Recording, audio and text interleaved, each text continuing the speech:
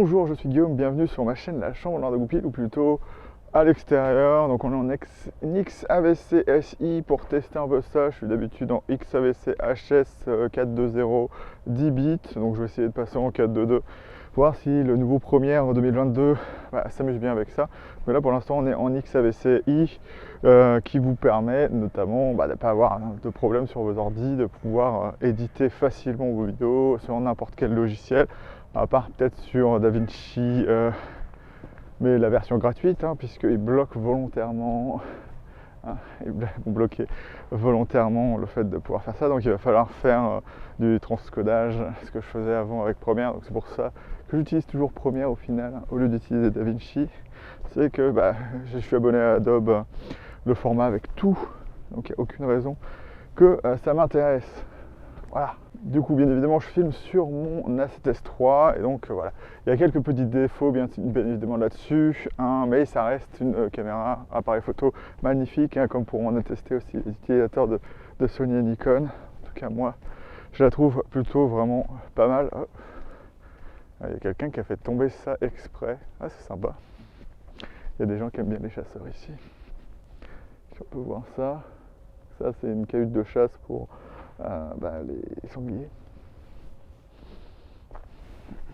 Et donc bien que je trouve cet appareil photo vidéo très intéressant, parce que moi je l'utilise en hybride, il y a des choses quand même assez bizarres à l'intérieur, donc qu'on retrouvera certainement dans la 7.4, et c'est pour ça que j'en parle ici. Bien sûr, dans la 7.4, il y aura cette nouvelle option d'avoir bien évidemment ce switch spécifique qui vous permettra de switcher photo, vidéo, SNQ, et d'avoir par la conséquente les C1, C2, C3 à la fois en photo, en vidéo et en SNQ, ce qui pourra vous limiter dans certains problèmes que peuvent avoir la 7S III et qu'on va voir tout de suite. Enfin, surtout après, il y a peut-être des petits soucis d'ergonomie qui sont hérités sur la 7S III. Mais là, on va plutôt parler du vraiment gros problème qui vous embêtera dans la vie de tous les jours en tant que shooter hybride, et que shooter à 7S III oblige les faisant de la vidéo, ils ne se sont pas forcément aperçus eux lorsqu'ils utilisaient cet appareil photo. Si vous vous souvenez, c'est le même endroit où j'ai fait ma vidéo sur le Canon 16 mm f2.8. Donc là je m'entraîne un peu à vlogger avec ça, donc je m'entraîne à avoir le bras étendu. Donc en général je peux tenir à peu près 1 minute 20 sans parler. Donc là c'est un peu bizarre. Puis j'ai toujours des problèmes à voir la caméra et à dire ce que je veux. Je peux être super volubile avant et vous parler de tout ce que vous voulez, mais il ne faut pas que je sache que je sois filmé. Donc on va parler dans le détail du gros problème de la 7S III et de tous les Sony précédents, même si la 7S III avait eu des évolutions là-dessus. Pourquoi je dis que ça ne concerne pas vraiment les shooters des 7S III de base? C'est parce que en fait c'est le passage de la photo à la vidéo qui est un peu compliqué. Si vous êtes chez Nikon, Sony, Panasonic ou n'importe qui d'autre, même Fuji, lorsque vous voulez passer de photo à vidéo, vos réglages se font différemment. Et même chez Fuji, par exemple, l'intérêt, c'est que vous avez peut-être ces molettes qui conservent les réglages physiquement parlant, mais vous avez l'exposition flexible en vidéo qui vous permet d'avoir les réglages sur les molettes en vidéo, donc de ne pas changer vos réglages photo, et donc ça c'est plutôt pratique.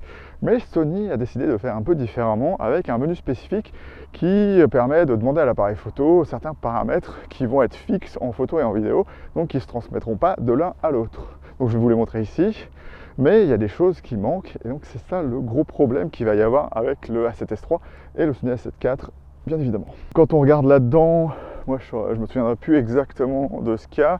Il y a tous les paramètres d'exposition, bien évidemment, il doit y avoir la balance des blancs, il doit y avoir le mode autofocus, donc AFS ou AFC, mais en vidéo vous resterez tout le temps sur AFC, et moi je suis toujours en AFC en photo, donc ça je pourrais le laisser, il n'y a pas de problème. Il y a quelques autres petits paramètres comme peut-être la stabilisation ou des choses dans le genre, donc voilà, vous les verrez là-dessus, mais si vous êtes un petit peu curieux, vous verrez qu'il y a des choses qui ne sont pas là, voilà, tout simplement. Ces choses, elles sont un peu ennuyeuses parce que moi, avec la 7S III, je fais des photos et des vidéos, et quand j'aimerais pouvoir passer de l'un à l'autre super rapidement, et je peux pas le faire et ça m'ennuie un peu. Par exemple, la zone autofocus en vidéo, c'est la zone large, et je mets mon autofocus automatiquement sur les yeux, sur mes yeux, voilà, pour pouvoir me filmer. D'ailleurs, voilà, un problème, là il n'y est pas. Mais est-ce que je peux le mettre? Non, il va falloir que j'arrête. En faisant la transition vidéo, je ne l'ai pas remis. Et pourquoi que j'enlève ce réglage, que j'enlève ce réglage en photo, c'est pour une raison assez simple.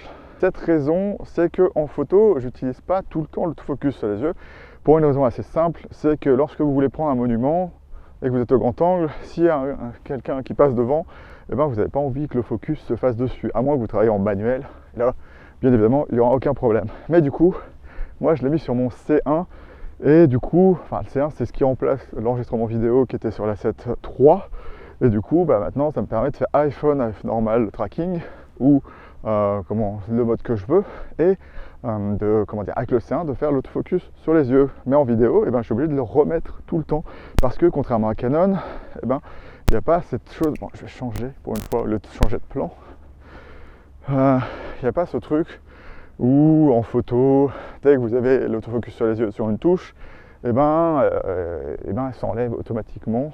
Donc là, il faut que j'ai le bouton programmé en photo et en vidéo, voilà, pour pouvoir l'enlever et le remettre dans un des deux modes. Et donc c'est un des problèmes du coup de ça. Ça veut dire que je suis obligé de programmer des touches. Alors ce qui est bien, c'est que les souris sont personnalisables de fond en comble, donc vous pouvez mettre ce que vous voulez.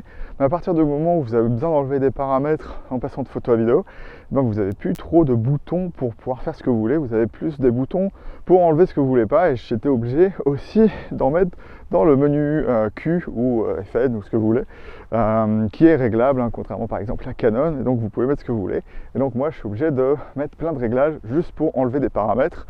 Donc au final, lorsque je suis en photo, je suis obligé d'enlever l'autofocus sur les yeux permanent, je suis obligé d'enlever les zébras, sauf que les zébras je les ai pas sur un bouton, donc si je ne l'ai pas fait en vidéo, il faut que je revienne, il faut que je revienne dans le mode vidéo, que j'appuie sur le bouton qui est le bouton menu, donc le bouton central du D-pad que j'utilise pour faire menu directement lorsque je suis en photo. Et donc encore une fois, le changement d'ergonomie est un peu bizarre puisque les zébras, je veux les mettre, mais je suis obligé de les mettre là parce que je ne peux pas faire autrement.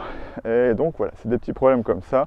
Les zébras restent. Et il y a aussi une chose assez intéressante, c'est que le log assist reste bloqué aussi. Voilà, il passe de vidéo à photo alors que ce serait un des premiers trucs à enlever. Et qu'est-ce que c'est le log assist? Le log assist, en gros, c'est un lot que applique l'appareil photo pour exposer correctement. Alors, c'est pas exactement les bonnes couleurs, mais voilà, c'est... Waouh! Donc... J'espère qu'il fait bien l'autofocus parce qu'il s'est mis à F... Pourquoi il se met à F13? J'espère que ça se passe bien. Si ça se passe bien, je suis pas bien, je suis désolé, parce que le A7S III n'est pas censé faire l'autofocus au-delà de F12, et là, il est à F14.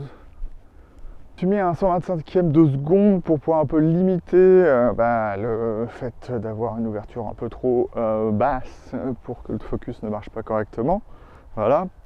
Donc, du coup, le log assist, vous appliquez un lot. Donc voilà, j'ai mis dans le menu FN le fait de le changer parce que vous ne voulez pas que ça s'applique en photo puisque vous avez vos profils standards et vous n'avez pas besoin d'une aide pour exposer en gros. Parce que le log assist, ça sert à ça. Parce que le log, vous avez que les niveaux de gris et des blancs, enfin des noirs très très plats pour pouvoir récupérer la dynamique. C'est pour ça qu'on a 15 stops de dynamique, 15 stops de dynamique avant d'avoir à convertir et de garder ça utilisable avec le bruit et tout ça. Et que en photo, en photo, vous en avez absolument pas besoin du tout. Donc moi, la première fois que j'ai utilisé mon A7S III, tout réglé comme il faut, je fais mon test. D'ailleurs, ça c'est mon nez, c'est pas un œil. Voilà. Je fais tout comme il faut, je fais mon test de vidéo contre le R5, le R6. Je vois que voilà, la vidéo ça marche très très bien. Je repasse en photo et je me dis, le capteur est cramé, c'est trop saturé, je vois pas ce qui se passe. Et là je regarde dans le menu, je fais log assist on et je me dis, mais pourquoi ça s'applique en photo? Et tout simplement parce que vous pouvez mettre le S-Log3 en photo, mais ça serait bien d'avoir dans les paramètres la possibilité de le mettre fixe. Désolé s'il y a des mouvements comme ça, j'essaie encore de les contrer. Donc en fait c'est aussi un test pour moi pour voir si je vlog de mieux en mieux. En tout cas j'arrive à mettre la caméra de plus en plus loin, ce qui n'était pas le cas avant. Et j'ai fait plusieurs tests et ça ne marchait pas. Donc voilà, c'est un gros problème sur le Sony A7S III. Ce sera un problème aussi sur l'A7 IV. Mais attention, il y aura des possibilités de pouvoir un peu passer au-delà de ça. Et donc c'est pour ça que j'en parle aussi dans cette vidéo et que j'en parlerai aussi surtout dans le test de l'A7 IV. Donc, hop, non. Je regarde un 50e de seconde, voilà, parce que on va aller dans des zones un peu plus sombres. Donc du coup, qu'est-ce qui peut faire que la 7S4, la 7S4, que la 7S4, que la 7 IV sera mieux quelque part, hein, parce que bah, voilà, il faut qu'il soit un peu mieux. Il a quand même quelque chose d'un peu mieux, comme je vous l'ai dit, il a cette petite molette qui va vous permettre de choisir entre photo, vidéo et SNQ, et par le fait de pouvoir avoir 9 modes personnalisés, 3 par en gros médias, donc photo, vidéo, SNQ, quoique le SNQ ça reste de la vidéo. Et pour ceux qui ne sauraient pas, hein, parce que tout le monde dit oui Sony, ils font pas, ah désolé, Sony, ils font pas de timelapse. Alors vous pouvez faire de l'hyperlapse, ce qui marche pour faire du timelapse. Là, le seul problème qu'il va y avoir, c'est que vous n'aurez pas de réglage d'intervalle, mais vous pouvez faire 5 millions d'heures de SNQ, parce que ça s'enregistre, ça prend beaucoup moins de place bien évidemment, vu qu'il y a au final un fichier beaucoup plus petit. Et donc vous pouvez faire ça. Moi la 7S3, j'ai déjà fait des timelapses de 10 minutes qui vont durer à peu près 4 heures. Je le mettais par la fenêtre et je mettais une powerbank au bout, et donc ça fait bien de timelapse vidéo. Mais du coup, ce qui va être intéressant avec la 7 IV et ça, c'est que comme vous avez 3 choix possibles, au moins en vidéo, vous pourrez vous programmer un choix vlog si vous vloguez, un choix enregistrement en intérieur, donc avec votre balance des blancs personnalisée, plein de choses dans le genre. Et donc, à ma connaissance, c'est chez Sony le seul moyen de pouvoir garder exactement tous vos réglages comme vous le voulez en passant de photo à vidéo. Parce que sinon ça ne marche absolument pas. À part bien évidemment les réglages qui ne se trouvent pas en vidéo. Et donc voilà, ça va être un petit intérêt de la 7 IV que j'attends bien évidemment de tester. Et pourquoi je dis qu'il y aura sûrement les mêmes problèmes que la 7S3, c'est parce que de ce que j'ai vu, l'onglet qui sert à bien évidemment régler ce qui passe de photo à vidéo ou pas, surtout ce qui passe pas, n'est pas plus long que la liste de la 7S3, donc pour moi c'est la même chose. C'est quand même super chiant de faire du vlog, donc il faut que je m'entraîne encore beaucoup. Donc oui, pour vous tester la stabilisation correctement de la 7 IV et de la 7S3 aussi, parce que là je pense que je bouge encore pas mal, donc au moins le cadrage est souvent plutôt correct. Donc cette vidéo c'est aussi l'occasion de parler du futur, la future test de la 7 IV et de la 7S3 qui viendra après, parce que je vais pouvoir le comparer. Il y aura une comparaison avec le R6 aussi, une comparaison fair play, parce que c'est mon appareil photo aussi, le R6, et voilà, je démontrerai les deux je pense, bien évidemment. Voilà, donc si vous êtes intéressé, que ce soit un utilisateur Canon ou Sony, il y aura ça. Donc le test de la 7 IV, ce ne sera pas exactement comme le test du 16 mm de 8 que vous adorez tous apparemment. Non, c'est pas vrai, parce que je l'ai fait bien évidemment un peu vite. Donc changement de main, je vais voir si c'est possible. Voilà, je bouge quand même encore beaucoup. Donc on a une stabilisation active ici. Donc quoi que je voulais dire d'autre, donc oui, il y aura vraiment un test très très complet, même si je ferai encore une review après pour vous parler de, au final, avec le temps, ce que devient le A7 IV, ce qui me plaît, ce qui me plaît pas, mais vraiment dans le temps, parce que c'est bien les tests très très rapides faits sur le net, mais si vous n'avez pas des détails sur ce qui se passe dans la durée, pour vous qui voulez attendre vraiment que l'appareil photo ait fait ses preuves avant de l'acheter, ce sera certainement la vidéo à regarder, review les certainement 6 mois avec le A7 IV. Je ferai donc plein de tutos bien évidemment avec le A7 IV, mais il y aura sûrement, pourquoi je dis sûrement, il y aura une vidéo de déballage de la 7 IV et de réglage en basant sur la 7S3, et je regarderai bien évidemment ce qui a changé sur le A7 IV en même temps. Donc ce sera une vidéo que je ferai exactement quand je le recevrai. Donc ce sera mon premier vrai réglage personnalisé où je vous montrerai un peu comment je fais pour régler mon appareil photo, plutôt que de juste à la fin vous montrer comment j'ai réglé mon appareil photo. Et donc ça pourra peut-être vous donner des idées. Et donc vous verrez comment on peut galérer aussi dans les menus Sony. Moi ça va, je me suis fait beaucoup plus à la 7S3 qu'au R6. Et donc moi je vais vous laisser plus ou moins là-dessus et rentrer chez moi et monter cette vidéo en XAVC SI pour voir si le 4:2 10 bits c'est pas mal, et voir si je dois rester comme le suggère Gerald Dunton en exposition plus 1,7 parce que là, comme j'ai pas les zébras et que je peux pas régler manuellement l'exposition à chaque fois que je suis dans la forêt là. Hop. Là, là, là, là.